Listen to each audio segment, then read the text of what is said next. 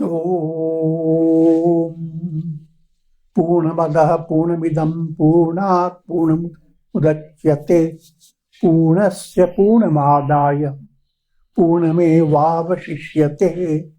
Om Shanti Shanti Shanti.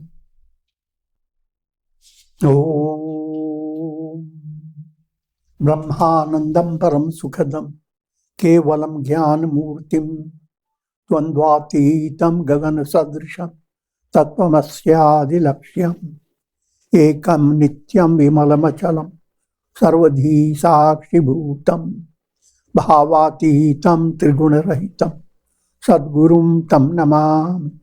Om. Adorations to Sadguru, who is Brahman, the giver of supreme bliss, embodiment of pure consciousness, one without a second, vast as the ether, infinite, eternal, beyond the three gunas and their modifications, the supreme preceptor. Yoga Vasistha Nirvana Prakarana Purvārdha, section 56. The essence of the Gita is being presented by sage Vasistha to Sri Rama. This is section 56. Means to liberation.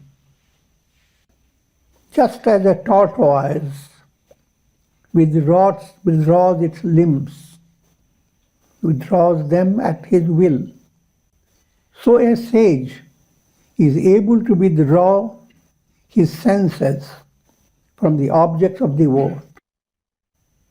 His illumined mind has negated the reality of the world by the force of intuitive wisdom.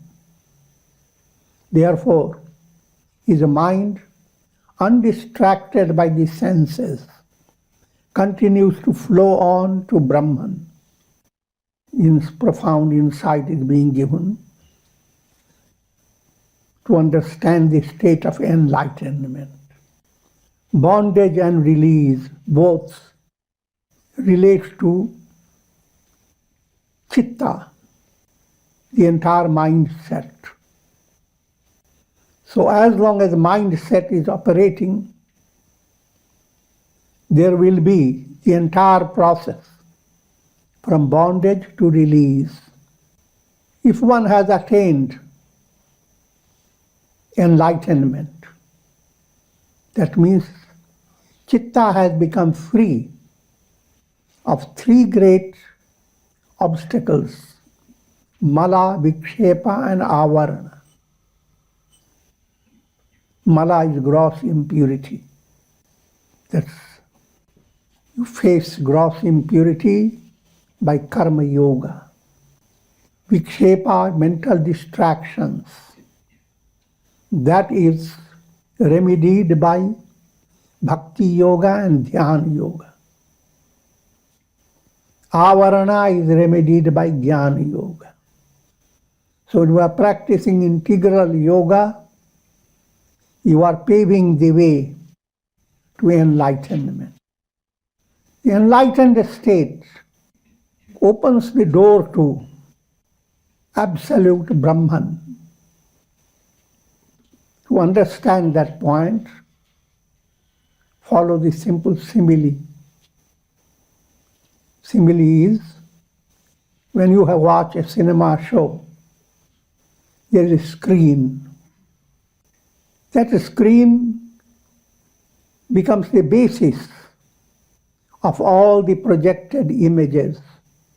In projection, you go into the whole storyline. In the storyline, there is adversity, there is prosperity, there is negative, there is positive, there is absence, there is presence. There is a description of abhava pratyaya, presence of projection, projection-based reality. As long as you are trapped by projection-based reality, that's called bondage. But again, even in that trapped by projection-based reality, you can attain enlightenment. Jivan Mukti is defined on the basis of your mind's enlightenment. So, this point we have discussed already. There will be no more new karmas created by a Jivan Mukta. Only the prarabdha karma sustains the personality. And that, as prarabdha wears off, Jivan Mukta will not return into the world again, because he has no more karmas. But while living the enlightened life, Jivan Mukta is rooted in pratyaya abhava, that state where projections don't exist. When projections exist, that state is bhava pratyaya, presence of pratyaya, presence of projection. The state which is the reality supporting bhava pratyaya is pratyaya bhava, where projection does not exist. Absence of projection. When the focus shifts into the pratyaya bhava, absence of projection, there one attains pratyahar in the highest way. Pratyahar, try to understand, pratyahar implies controlling the mind and senses. Ahar refers to food. Food refers to intakes. So whatever intakes you take through your eyes, through your ears, through your mind, through your whole personality, the intakes that people take in the state of ignorance is Vishaya Sukh, pleasures of the senses. That's what you are trying to, that's your ahar. And if that is your ahar, you are completely under the grip of your mind and senses. And mind and senses will not give you a restful time. They are the horses and the reins that control the horses. But when you spiritually advance, your whole focus shifts from Vishaya Ras to Atma Ras. And Atma Ras is Satchidananda, an awareness of I am existence, consciousness and bliss. That awareness dominates your whole mental process. It is a background behind your mental process. This being so, withdrawing from the mind and senses, withdrawing from the world of sense objects, that withdrawal becomes very spontaneous in a sage. Pratyahar is sahaj. In the case of aspirants, you practice pratyahar as a sadhana, and that requires a lot of effort. You withdraw your mind and senses for practicing concentration, meditation, japa. Any sadhana you do requires certain withdrawal. But in order to do so, you have to close up your windows, shut out sounds. Too much, you have to plug your ears in. You have to do so much effort to withdraw. But if the light of wisdom has entered your mind and you are being led towards the revelation of who am I. If that movement has started, you can keep all windows open. Keep your eyes, ears open. Keep your body moving, doing all actions. And yet, you are absolutely withdrawn. It becomes an allegorical description. Now, the change that occurs, you need to understand. Further, first point, it is a progressive movement. You don't succeed in Vedantic pratyaya in few steps, but it's a progressive movement, little by little. And when you are progressing, you will be making errors and correcting it. That's all normal process. So that insight must develop. Ahar shuddhav pratyahar. You must realize ahar, food. Pratyahar, prati means food-based progress. Pratyahar implies your ahar should become highly purified.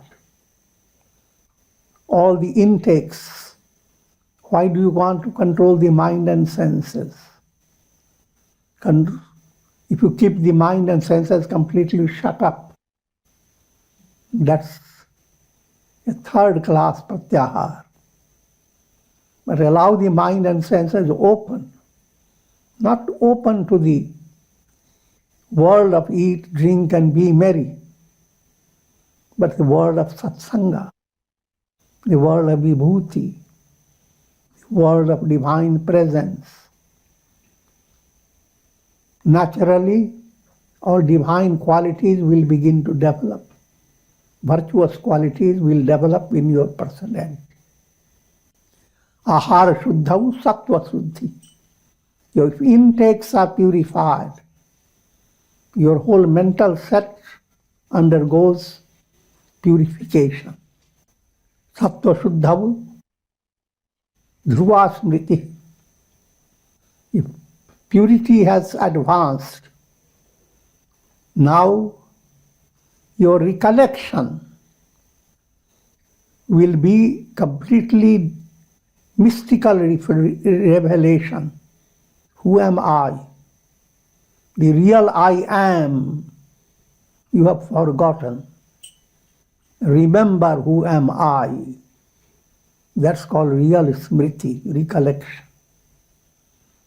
Vishaya smriti, constantly remembering experiences in the world, past, present, and future, keeping the mind involved in worldly events.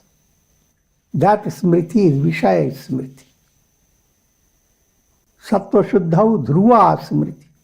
Vishaya smriti is fickle. You remember something very clearly for a few days, maybe a few months, maybe even for 30, 40 years, maybe for your whole life.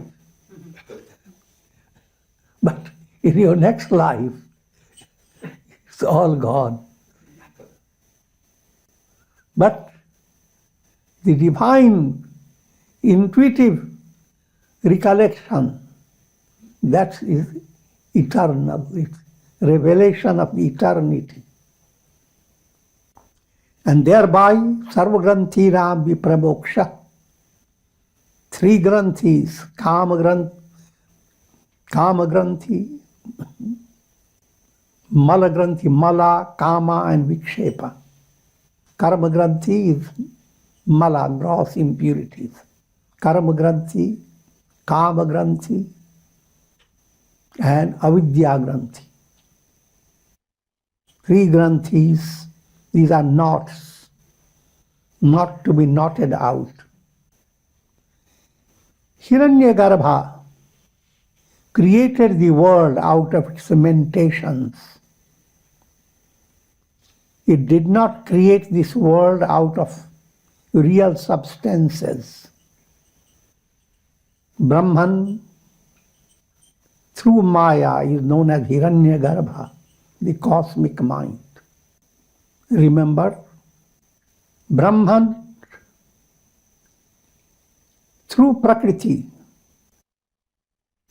sustains the entire world process. But Brahman is like magician. Prakriti is like magical power.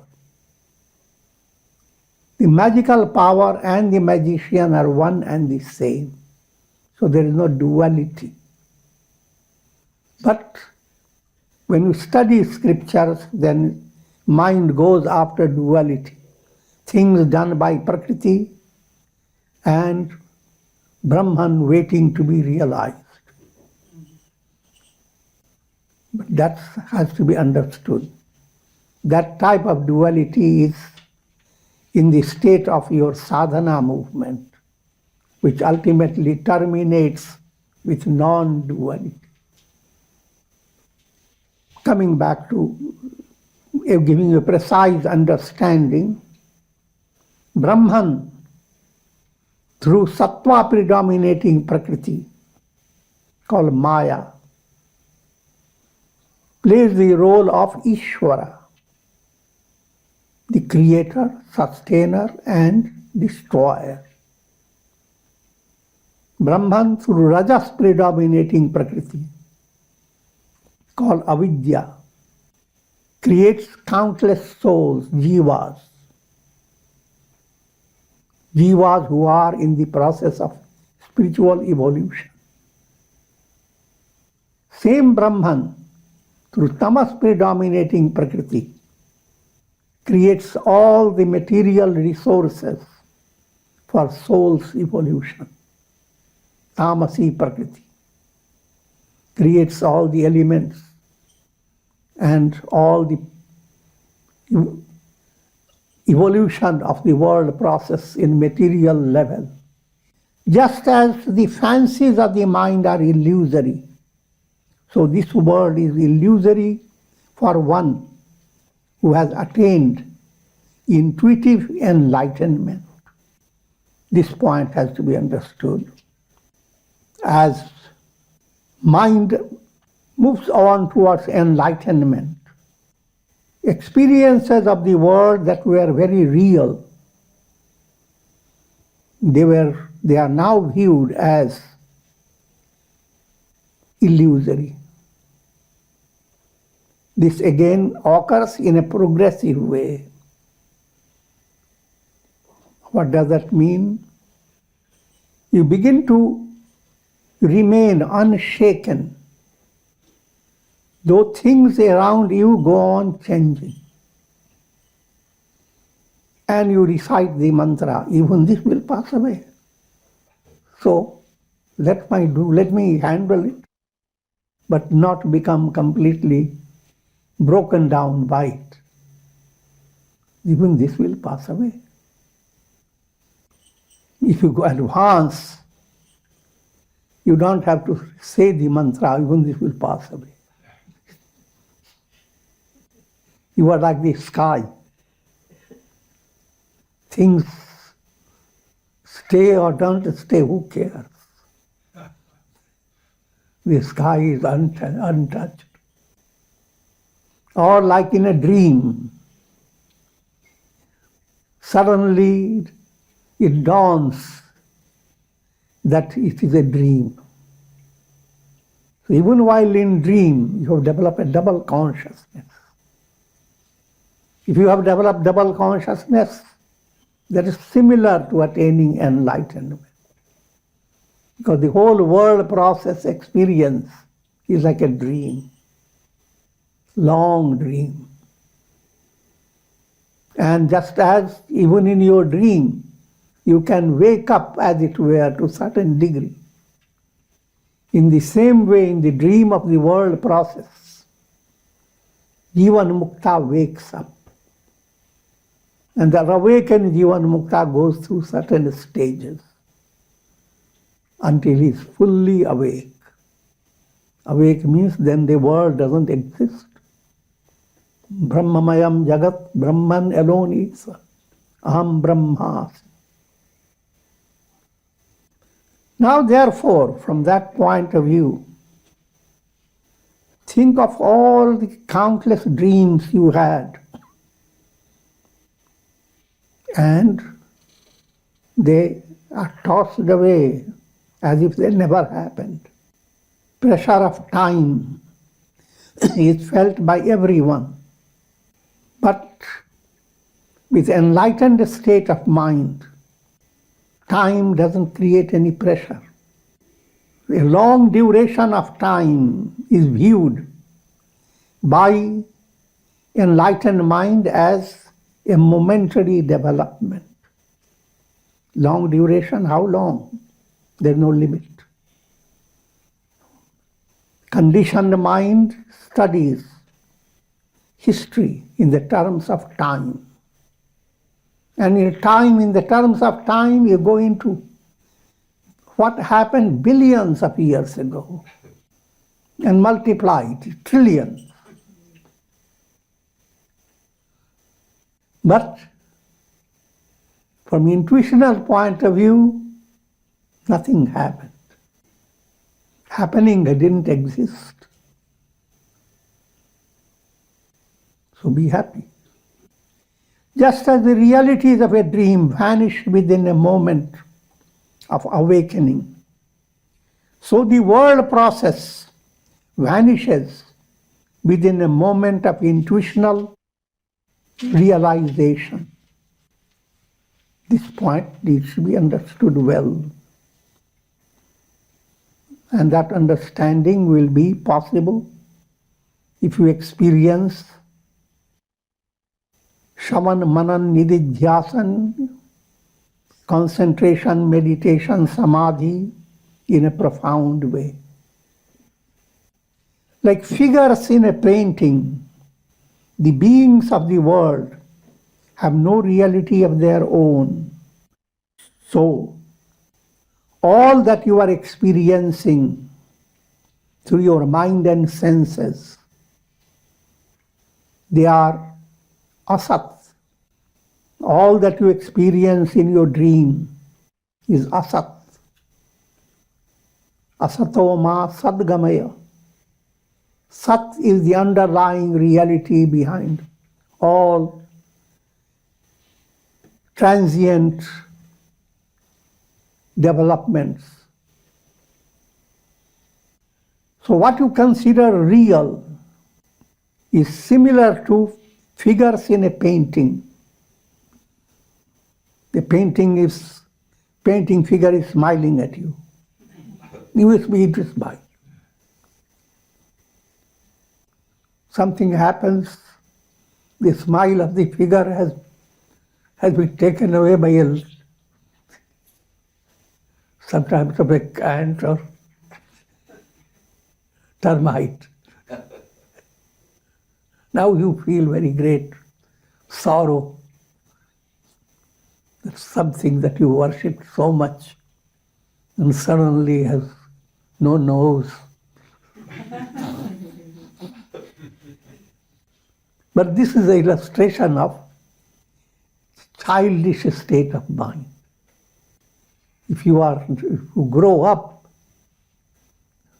you don't view it as any negative development, no matter what happens. No matter what happens to your pictures in your mind.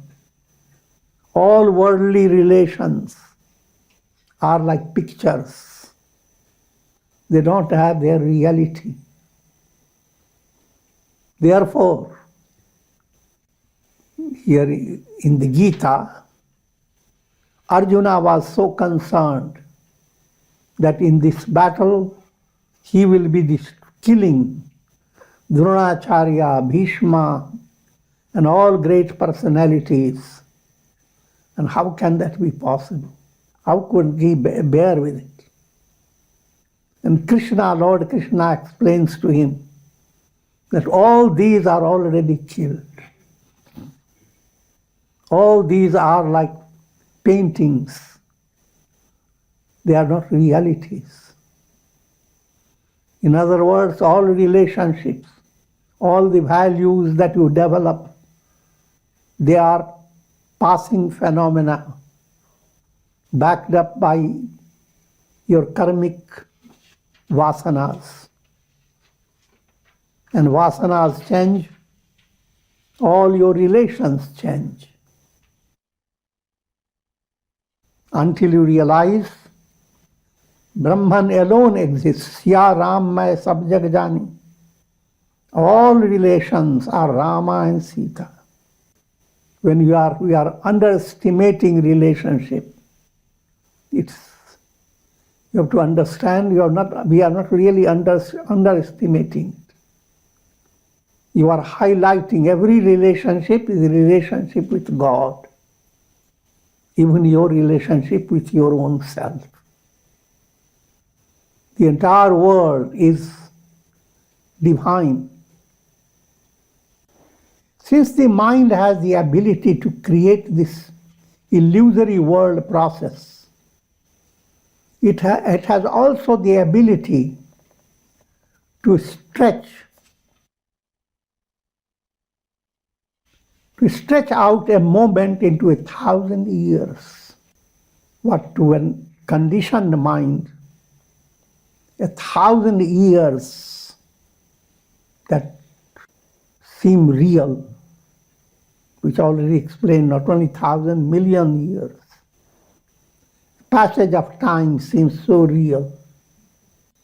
But to the enlightened mind, this is just a moment, a momentary deviation from the vision of eternity.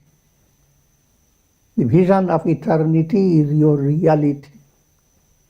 If you are aware of your essential nature, if you wake up from your dream, then all the dream time, while in dream we couldn't figure out when was the world created. And you might have had created an extensive view of your world. You might have been a great historian in your dream. You might have described a whole 1,000 years, how the years have passed, all in detail.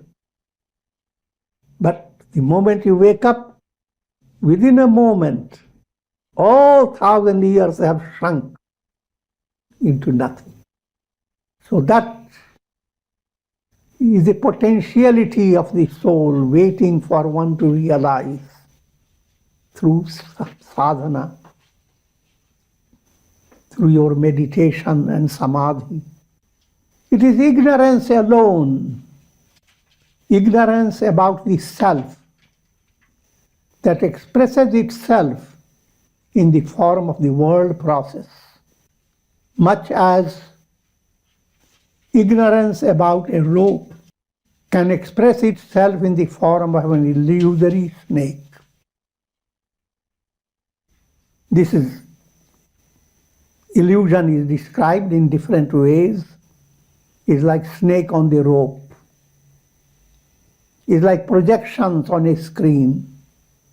It's like a dream on waking. His dream vanishes. There is one important point to understand. While you dream, the changes that occur in your dream, for each change you have to wait, watch, and do effort. When you wake up, there is no effort in it.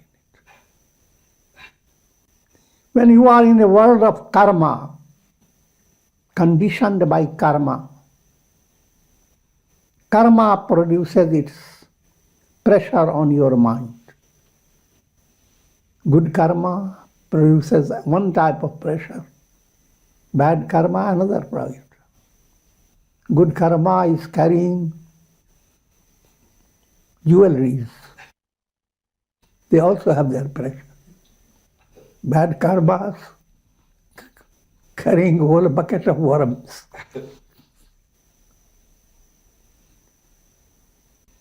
But enlightenment is a revelation, not a result of karma. That point needs to be understood. Enlightenment is not a happening. It is ever-present reality. Karma is a process of happening.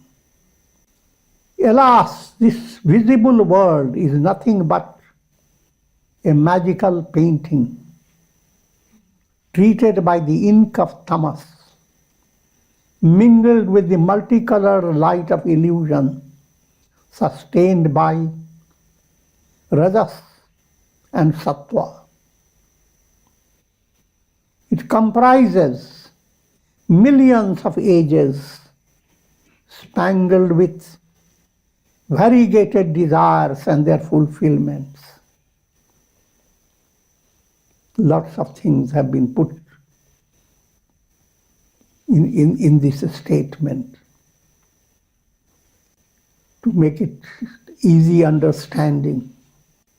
What you experience in your deep sleep state, you experience avidya, ignorance, which you, when you wake up, you say, what do you experience? Oh, nothing. So what you call nothing is kind of an ink pot.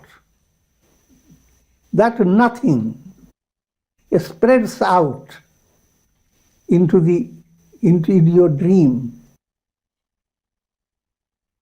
Ink pot, in ink, pure ink, you read nothing. But to allow the same ink to go over white pages, now you read. All that you are seeing is the black dots here, dot here. All letters are black and white, black and white. Put all the black and white together, it becomes this much of an ink. So little ink has spread out through so many pages. That's similar is your life's stories, all things you are experiencing. One thing you must realize, nothing that you experience is removing your ignorance. With every experience, you are dominated by so many things you don't know about it. You're facing some task, and you have a view, yes, how to resolve it. But how long it will stay resolved? How long it will stay secure? That you have no idea. That's ignorance. So all the writings that have gone on by the ink, they are put back into ink itself. That has been ignorance that has spread out in all your experiences. Experiences in the realm of senses, experiences in the realm of feelings, in the realm of your mental thoughts. All these are ignorance spread out. Same ignorance becomes sincere, shrunk into one state. This world is like a painting of a lake adorned with lotuses. The sky is like a vast lake sustaining the stars, the sun and the moon as lotuses, with the clouds as the lotus leaves. The entire world process is described like a painting. And pure consciousness is like the sky. The sky becomes full of painted clouds. Hue gulabi lal sunahre, rosy, red, golden. So many paintings flow in your sky. But none of the paint goes after the sky. Sky looks blue, but that again is your limitation. The sky is untouched.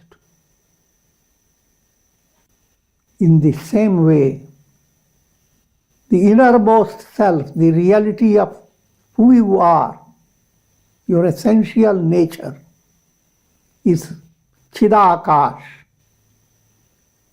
ether of consciousness. Or this universe is like an actress performing a dance in theatrical show. That actress, Prakriti, seeing the whole world as a dance of Prakriti, directs your attention to the presence of Brahman, because Prakriti is Maya Shakti of Brahman. And Brahman and Prakriti are one and the same. So if you are looking at the world and seeing it, the dance of Devi, Durga Devi is dancing, creating your karmas. Lakshmi Devi's dance giving prosperity. Saraswati Devi's dance giving so many types of insights, poetic inspirations, and lots of spiritual wisdom. So the entire world is a dance of Prakriti. And the glory of Brahman is behind all this dance. This is the essence behind the Vibhuti Yoga and Vishwarupa Darshana Yoga of the Gita. The clouds are her hair, the sun and moon are her eyes. Pravritti and Nivritti are her clothes. Pravritti, speaking in a very ordinary way, Pravritti means you wear all types of clothes. Nivritti, garba clothes. I'm making a joke. Pravritti gives colors of one type. Colors in your personality, how you feel, what your aspirations are, what your success means. If you are moving to Nivritti, all this has a special characteristic. But if you are moving to Pravritti, you have different colors. You are very happy if you find money in your bank. Or if you find your enemy somehow moved away from you. And so forth. The clouds are her hair, the sun and moon are her eyes. Pravritti and Nivritti are her clothes. So you are constantly changing your clothes, changing your appearance. Pravritti gives one type of appearance, Nivritti gives another type of appearance. The 14 worlds are her limbs. 3 planes are extended into 14 planes. She performs her dance in the dancing hall of the chitta. So entire Vibhuti Darshan and Vishwarupa Darshan becomes possible through your chitta. The chitta touched by divine vision. Brahma, Indra, Shiva, and Vishnu are her 4 arms. Brahma, Indra, Shiva, and Vishnu are her 4 arms. Sattva is her upper garment. Viveka and Vairagya, discrimination and dispassion are her breasts. Her body encompasses the mighty Himalayas as well as the profound ocean. So in the Devi's body, the entire universe is there. This actress, the Vishwarup Devi, continues to dance. Days and nights are the winking of her eyes. Lightning flashes are her shining teeth. The numerous beings are like hair on her body. The spiritual teachings are the garlands on her person. Such is the actress of the universe, sustained by the reality, by the truth of the self. Devoid of the self, she is non-existent. Thus, O Arjuna, discover your essential nature and become free from the illusion of the world process. And with this, we conclude for today.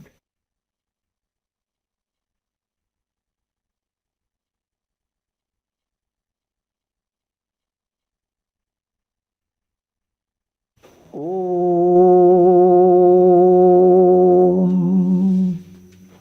Om. Ram, Ram, Ram, Ram, Ram, Ram. Om Namah Shivaya. Om Namah Shivaya. Om Namah Shivaya. Om. Prayer for shower of Karunamayras grace of God over all of you with the blessings of Shakti, Bhakti and Mukti. Om Trayambakam Yajamahe Sugandhim Pushti Vardhanam Urvarukva Bandhanan Mrityor Mukshiyamamritat. Om Sarve Bhavantu Sukhina Sarve Santu Niramaya Sarve Bhadrani Pashyantu Ma Kaschid Dukha Bhag Bhavet.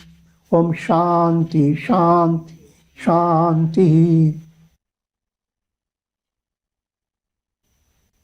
Hari Om Tat Sat.